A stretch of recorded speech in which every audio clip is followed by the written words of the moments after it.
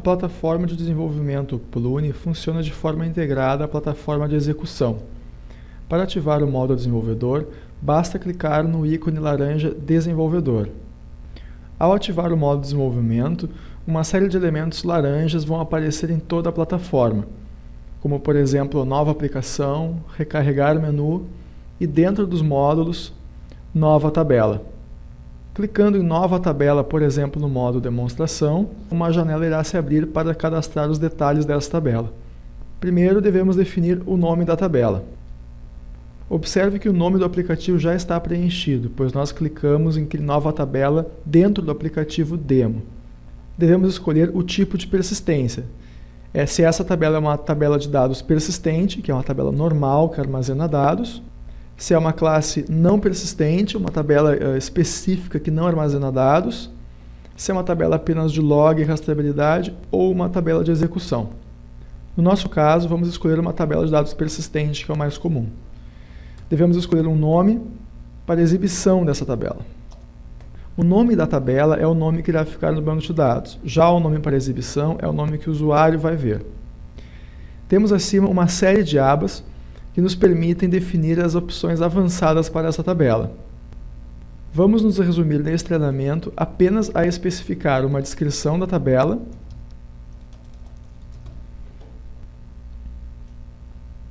qual o tipo da tabela, que especifica onde ela vai aparecer no menu. Tabelas públicas aparecem no menu inicial, relatórios, subordinados e configurações aparecem em menus secundários à direita e ocultas simplesmente não aparecem no menu. Podemos também definir qual a ordem dessa tabela no menu através dessa aba. Voltando ao topo, temos as opções de campos. Vamos definir alguns campos para essa tabela. Primeiro, podemos definir o campo Company ID, que no Plune é um campo especial. Ele define já o nome para o campo, define que o campo não pode ser nulo, que o tipo é um domínio específico, company.companyid, e que é uma chave primária. As colunas que são Company ID devem receber uma chave estrangeira depois para a tabela de empresa. Essas colunas definem a locatariedade da tabela. Por exemplo, uma mesma tabela às vezes pode trabalhar com dados de vários clientes, e é o campo Company que permite ao Plune fazer essa separação. Clicando em mais, podemos adicionar quantos campos desejarmos.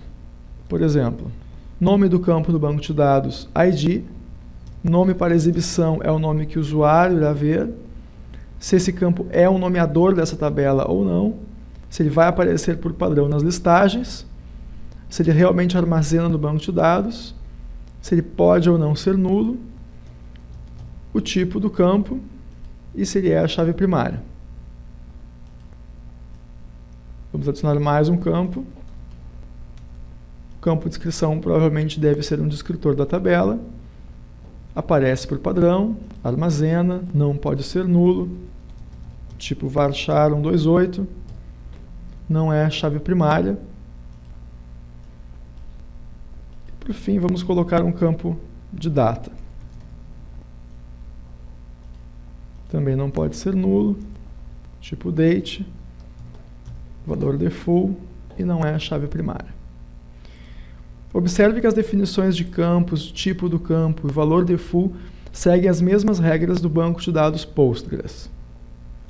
Na aba Chaves Estrangeiras, devemos definir quais as chaves estrangeiras que essa tabela possui. Nesse caso, vamos incluir uma chave estrangeira para a tabela de empresa. Portanto, selecionamos a assinatura, qual o aplicativo que essa tabela se encontra e qual a tabela. Definimos quais são os campos referenciadores, nesse caso Company ID. Os campos referenciados vão ser automaticamente os campos que fazem parte da chave primária da tabela referenciada, e a integridade de alteração e exclusão conforme regras de chave estrangeira normal. Uma vez os dados incluídos, basta que cliquemos salvar.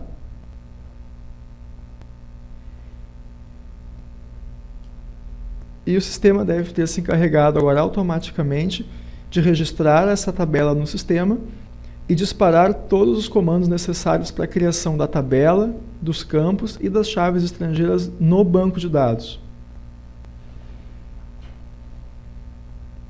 Devemos aguardar enquanto o sistema é recompilado para que todas as demais tabelas tenham consciência do novo elemento dentro do banco de dados.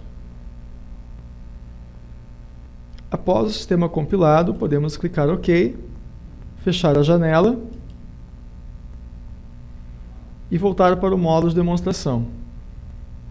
Recarregando o menu, podemos ver que a nossa tabela já está listada nesse novo menu. Clicando nela, temos acesso direto à nossa nova tabela. Observe que já vieram todos os campos prontos, empresa, código, descrição e data, mas obviamente sem nenhum registro. Já temos também a opção de incluir, onde o campo empresa, que possui uma chave estrangeira, já foi automaticamente transformado em uma combo. Já o campo descrição, que era um varchar 128, já foi automaticamente formatado para esse tipo de dados. E o campo data, também formatado para o tipo data, já com o valor padrão do dia de hoje. Ao preencher o formulário, podemos salvar. E na listagem já começaremos a ter registros na tabela. Observem os elementos em laranja, como editar ao topo, e os ícones laranjas logo acima dos campos.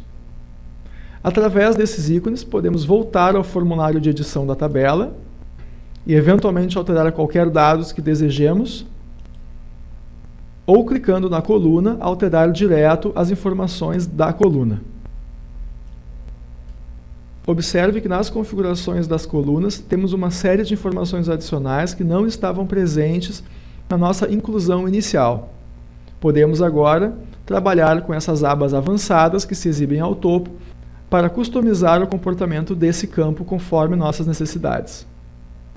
É importante salientar que jamais deve-se fazer qualquer alteração de definição de tabelas, campos ou qualquer elemento do banco de dados fora do Plune.